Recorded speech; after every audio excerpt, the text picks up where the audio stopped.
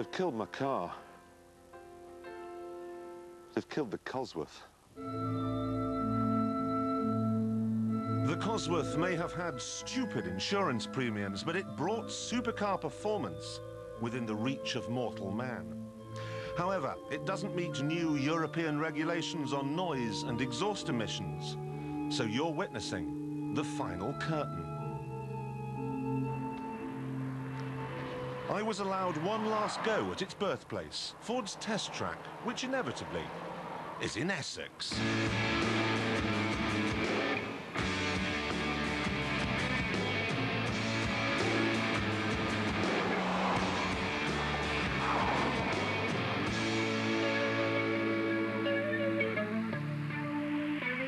As I thundered round, marvelling at the car's dexterity and poise, I couldn't help asking myself three questions.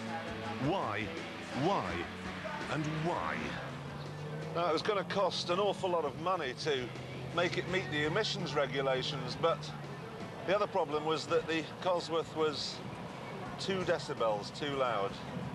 2 miserable little decibels. And they pulled the plug. I am somewhat devastated, but thankfully the car has been in production for nearly 4 years. It's achieved its original objectives, which was to build 2,500 cars to enable it to enter motorsport, and it's had some of the most enormously successful motorsport years that Ford Motor Company has enjoyed in recent times. I know it wasn't perfect. I know the gear lever had a habit of coming off in your hand. I know it used to get through a set of tyres in 5,000 miles. It was louder and more garish than a Hawaiian barbecue, but God, it was just such fun.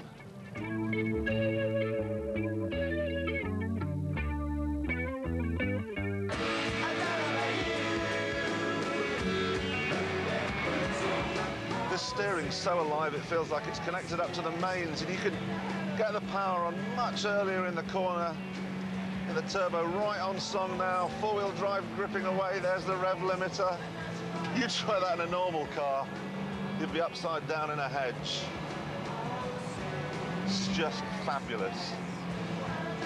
Now, I blame the EC, but some of the distraught owners have found themselves another culprit. Ford. They should be brave enough to carry on. They've been in motorsport for a long, long time. This is their flagship. They have no top car anymore.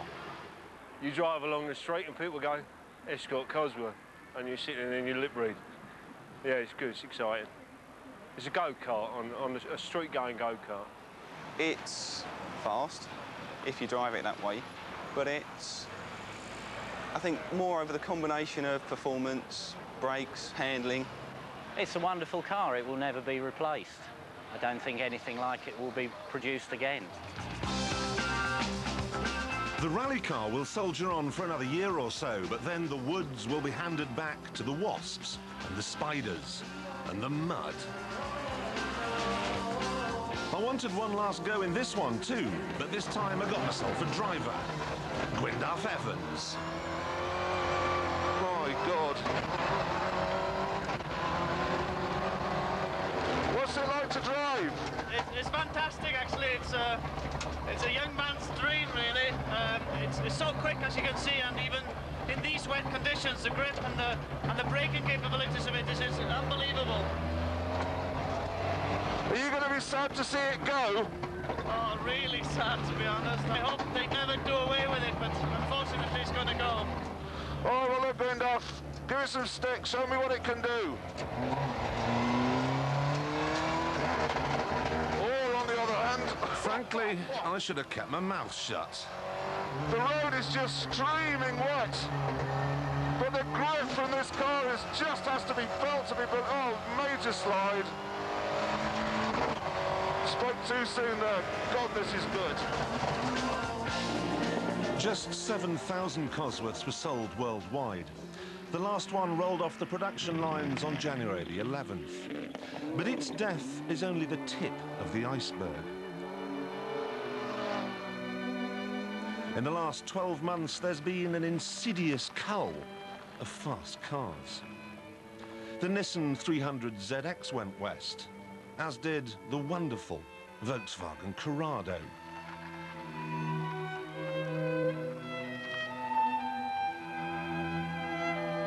We said goodbye too to the Mazda RX-7, a fabulous car. Yep, the Audi S2 has gone as well.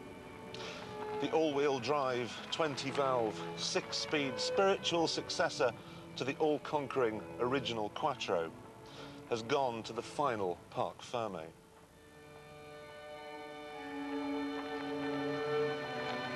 The thundering Porsche 928 and its little sister, the 968, are casualties too. But casualties of what exactly? It's possible to make any one of these cars comply with the new regulations, but these days they just don't sell well enough to justify the expense. And look at this. Every single performance car in my street last night had 666 carved into the paintwork. What on earth is going on? Why don't we like fast cars anymore?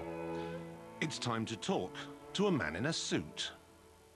Customers seem to be saying to the manufacturers that they're less impressed with pure and absolute speed, maybe because there's so much attention these days paid to the environment, paid to fuel economy, paid to the problems of inner cities rather than the open road, and people have come to realize that this idea of chasing a speed for its own sake is not only dangerous, but it's ultimately counterproductive.